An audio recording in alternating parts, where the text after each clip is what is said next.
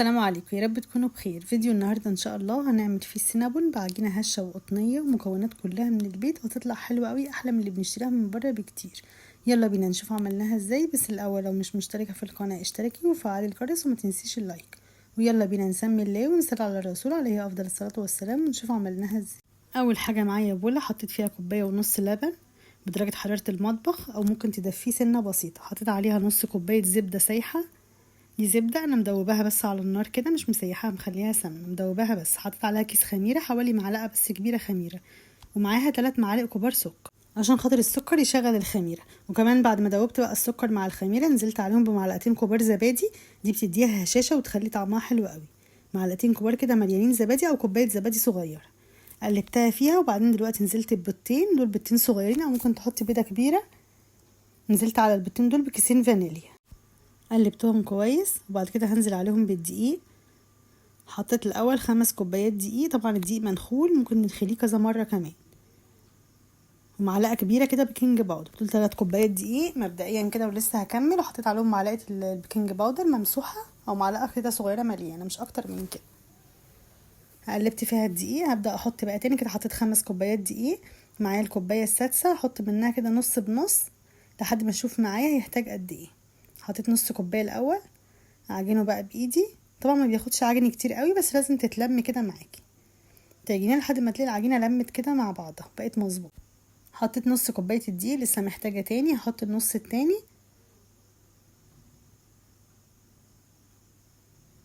كده حطيت 6 كوبايات دقيق. ممكن احتاج معلقه او 2 بس، ما تكتريش اكتر من كده عشان خاطر تخليها برضو فيها تلزيقه سنه كده. حطيت لها معلقه دقيق كمان فيها تلزيقه بس سنه بسيطه، ولازم تكون طريه برضو عشان خاطر تديكي هشاشه حلو ما تبقاش ناشفه معاكي. غطيتها بقى وسبتها نص ساعه، خمرت معايا وحجمها اتضاعف. دلوقتي بقى هعمل الحشوه. حطيت كوبايه صغيره كده او نص كوبايه سكر، عليها معلقه كبيره قرفه ومعلقتين كاكاو. هقلبهم كويس. لو مش عايزه تحطي كاكاو برضو ما تحطيش، او عايزه تزودي القرفه لو بتحبيها اكتر من كده. انا حطيت معلقه بس قرفه ومعلقتين كاكاو. دلوقتي بقى هبدا اخدت نص العجينه كده على شويه دقيق صغيرين، رشه دقيق بس عشان خاطر ما تلزقش معايا في الصينيه، او ممكن على الرخامه بقى زي ما انت عايزه. افردها بالنشابه واخلي سمكها ما يكونش رفيع قوي، حوالي سنتي. بعد ما فردتها كويس هبدا احط في قلبيها الحشو. حطيت الاول معلقتين زبده طريه، لازم تكون طريه كده او تدوبيها شويه على النار لو هي متماسكه او في التلاجة.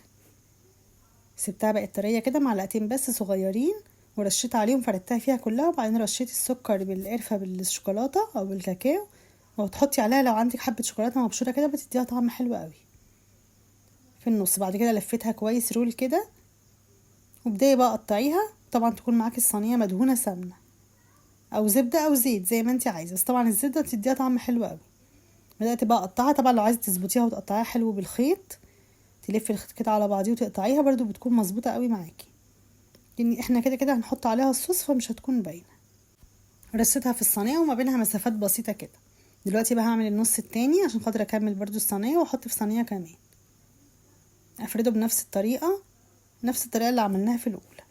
افرده واحط فيه معلقتين صغيرين كده سمنه او زبده طريه، وبعد كده انزل عليها بالحشوه بتاعتي، السكر بالقرفه بالشوكولاته.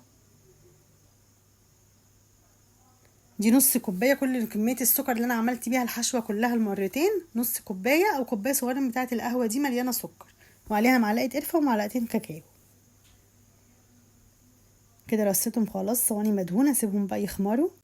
سبتهم حوالي 10 دقايق وكنت مولعه الفرن على حراره 200.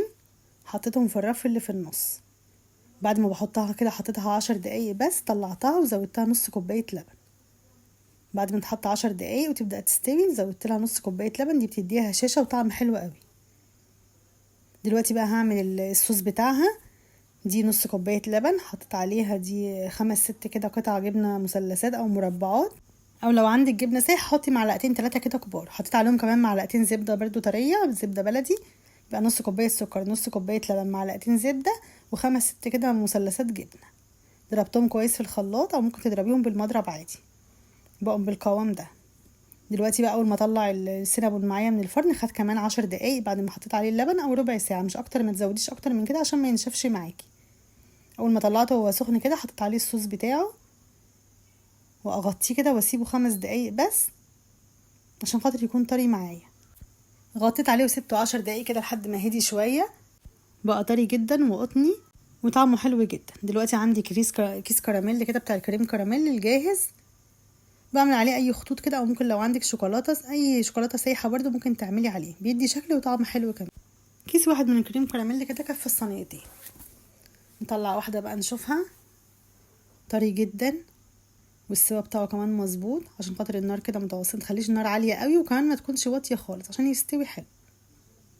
فهو على حراره 200 في الرف الوسطاني، بياخد معاكي الاول 10 دقايق، وتحطي عليه نص كوبايه لبن على الصينيه كلها، وبعد كده تحطيه كمان 10 دقايق او ربع ساعه لحد ما تلاقيه استوى وخد لون من فوق ومن تحت. هش جدا، احلى كتير من اللي بنشتريه من بره، ما يتقارنش اصلا باللي بنشتريه من بره، وكل المكونات بتاعته من عندنا من البيت.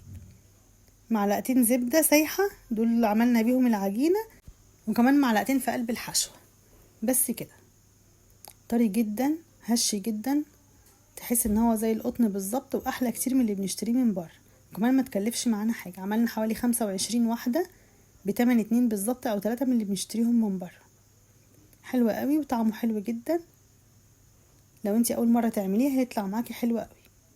بس كده، اتمنى الفيديو يكون عجبكم. لو الفيديو عجبكم ما تنسونيش باللايك والاشتراك في القناة وتفعيل الجرس عشان يوصلكم كل فيديوهاتي. والسلام عليكم ورحمة الله وبركاته.